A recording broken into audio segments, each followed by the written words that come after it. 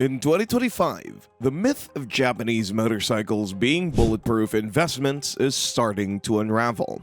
For decades, brands like Yamaha, Honda, Suzuki, and Kawasaki were synonymous with rock-solid reliability, unbeatable value, and strong resale. But something has changed. Right now, a wave of depreciation is sweeping through the Japanese motorcycle market. Once popular bikes are sitting unsold, abandoned in dealerships, or endlessly relisted on private sales. Forums are filled with frustrated owners slashing prices, unable to recoup even half of what they paid. In this video, we've dug deep across auction data, dealership flow reports, resale listings, and real-world rider reviews to expose 7 Japanese motorcycle models that have crashed in value and reputation. Some are discontinued, others still exist on paper, but the market has moved on without them. If you're even thinking about buying one of these bikes in 2025, stop and watch this first. Number 7. Yamaha YZF R6.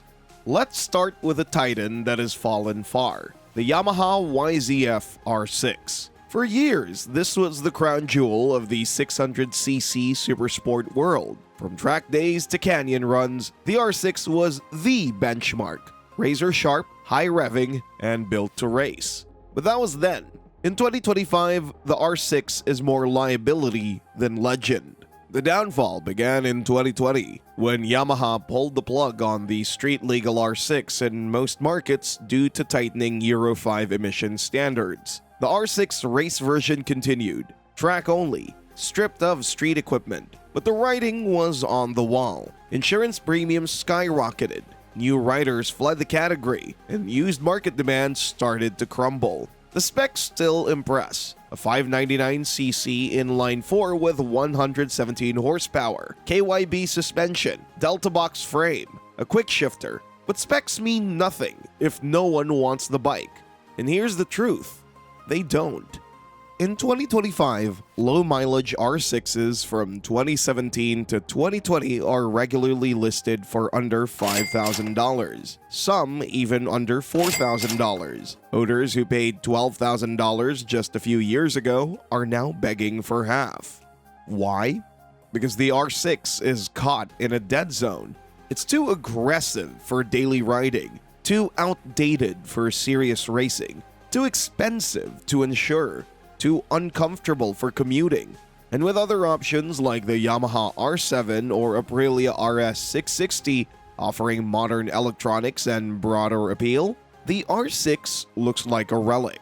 Plus, part support is shrinking.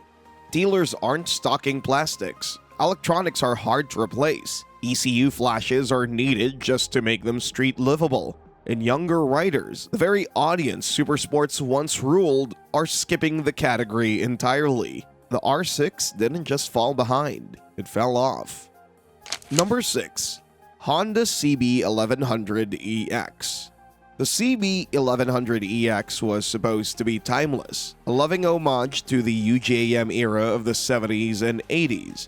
It had all the charm, a polished inline 4, classic round headlight, dual shocks, spoked wheels, chrome everywhere. It looked like it rode straight out of an oil-stained garage calendar.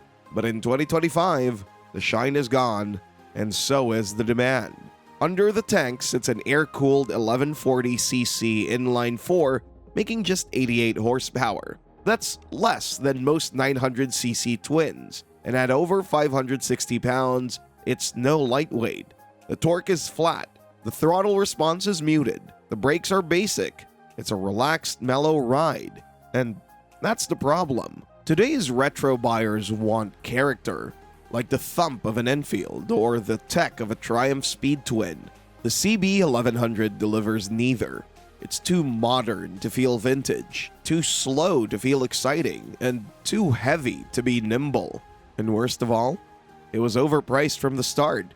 In some markets, the CB1100EX costs over $12,000 brand new. For a bike with no ride modes, no TFT dash, no traction control, no ABS on some models, and analog gauges straight out of the 90s, buyers quickly felt burned.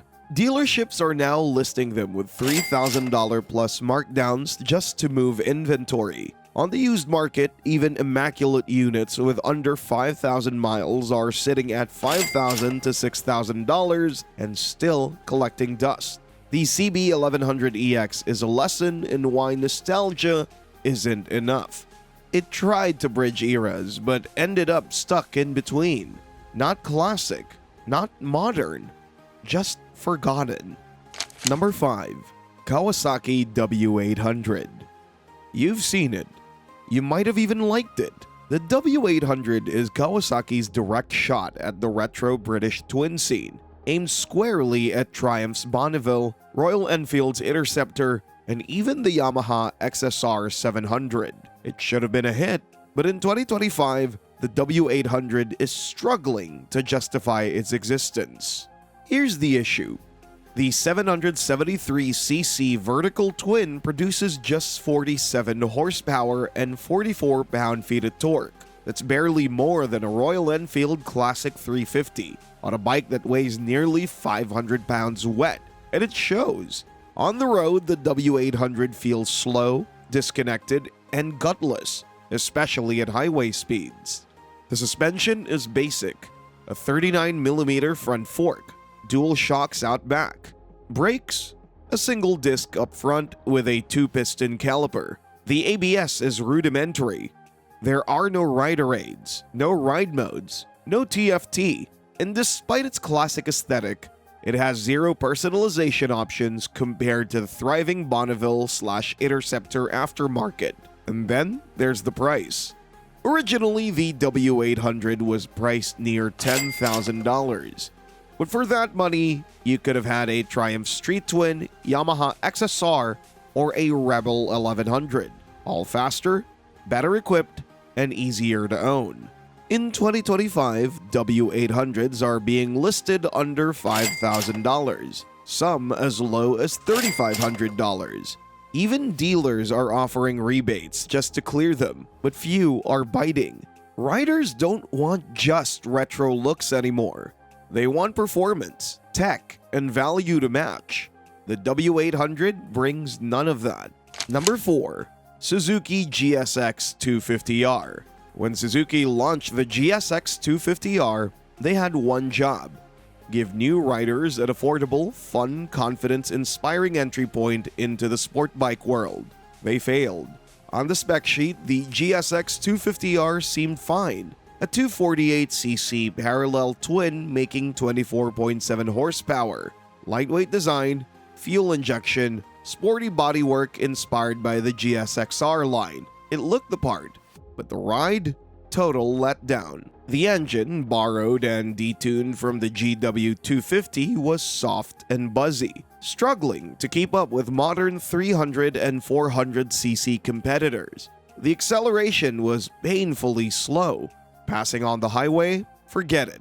It took everything just to reach and maintain 65 miles per hour. New riders felt frustrated. Experienced ones laughed. The suspension was spongy and underdamped. The chassis flexed under stress. Cornering felt vague. And early models didn't even offer ABS, making them a risky proposition for actual beginners. Even something as basic as the instrument panel, a simple LCD, felt dated at launch. And then came the resale crash. By 2023, Suzuki had already stopped actively promoting the GSX 250R in many regions. Riders caught on. In 2025, these bikes are resale poison. Some units with under 3,000 miles are going for $2,000. Even then, they're slow to move. Worse still, there's almost no aftermarket. You can't mod it, no one races it, it's not a first bike anymore. It's an afterthought. And in today's market, where the KTM RC390, Ninja 400, and Yamaha R3 dominate, the GSX 250R is hopelessly outclassed. Number 3. Yamaha Bolt RSpec. At launch, the Yamaha Bolt looked like a home run. V-twin power, low stance, custom-ready frame, Japanese reliability. It was positioned as a direct alternative to the Harley-Davidson Iron 883, and it made waves. But in 2025, the Bolt RSpec has lost all of its momentum. Powered by a 942cc air-cooled V-twin, the Bolt makes a modest 51 horsepower and 59 pound-feet of torque. It sounds decent on paper, but the reality is disappointing. The power delivery is flat, the clutch is heavy, the 5-speed gearbox is clunky, it vibrates heavily over 60 miles per hour, and the ergonomics are tight for anyone over 5'10".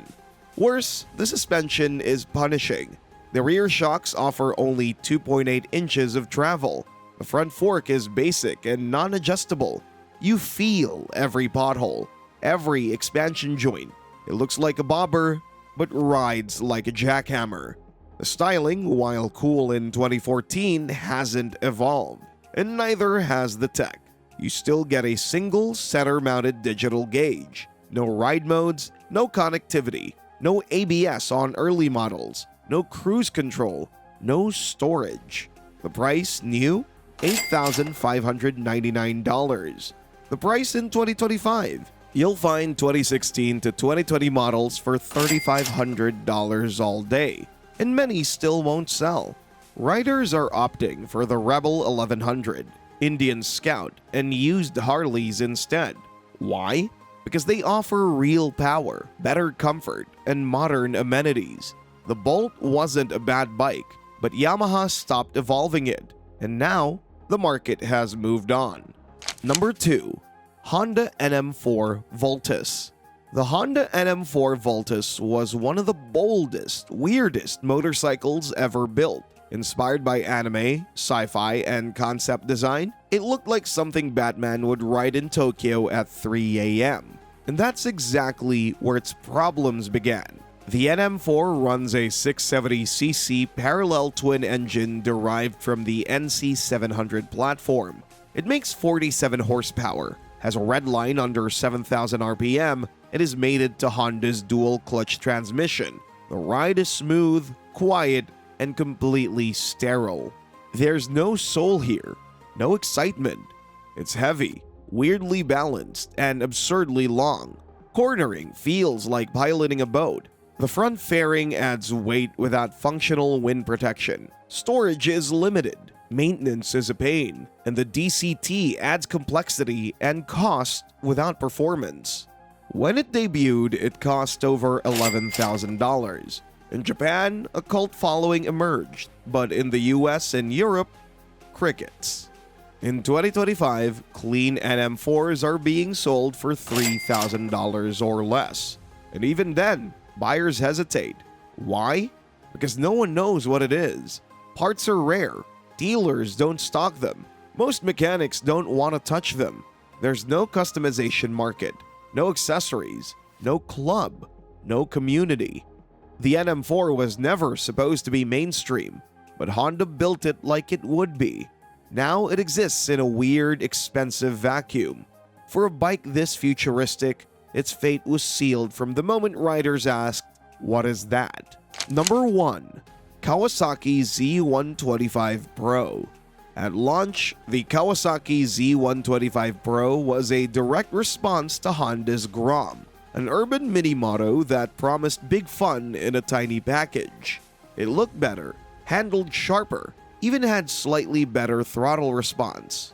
But Kawasaki made one critical mistake. They didn't evolve it. The Z125 launched with a 125cc air-cooled single, 4-speed gearbox, and no ABS. It made just 9.4 horsepower, weighed 224 pounds, and delivered giggles on city streets. But that was it. There was no 5-speed update, no performance bump, no tech package, just more of the same. Meanwhile, Honda's Grom evolved. In 2022, it gained a 5-speed transmission, LCD dash, more accessories, and an even bigger aftermarket scene. Riders loved it, racers modded it, stunters built entire YouTube channels around it. The Z125, it plateaued. Its sales collapsed, and by 2024, many Kawasaki dealers had stopped ordering them altogether. Now, in 2025, used Z125s are going for $1,500 or less. But there's a catch. The aftermarket is drying up. Parts are harder to find. Buyers prefer the Grom or even Chinese knockoffs that are cheaper and better supported. Insurance companies don't want to touch modded Z125s, and resale value is practically non-existent. It's a fun bike to ride once, but owning one? That's where the problems start. So there you have it, 7 Japanese motorcycles that have crashed in value. Some were overhyped, some were misunderstood, some were just outdated before they even left the factory. The lesson? Just because it's Japanese doesn't mean it's future-proof. The market is changing. Riders want performance and comfort, style and tech. And if a bike doesn't deliver, it's gone. If this video helped you avoid a financial disaster, smash that like button. Comment below with the worst bike you've ever owned or one you regret selling. And hit subscribe for brutally honest motorcycle deep dives like this one. We've got more videos coming, covering everything from market trends to underrated sleeper bikes. Stay tuned, ride safe, and don't get stuck with a bike nobody wants.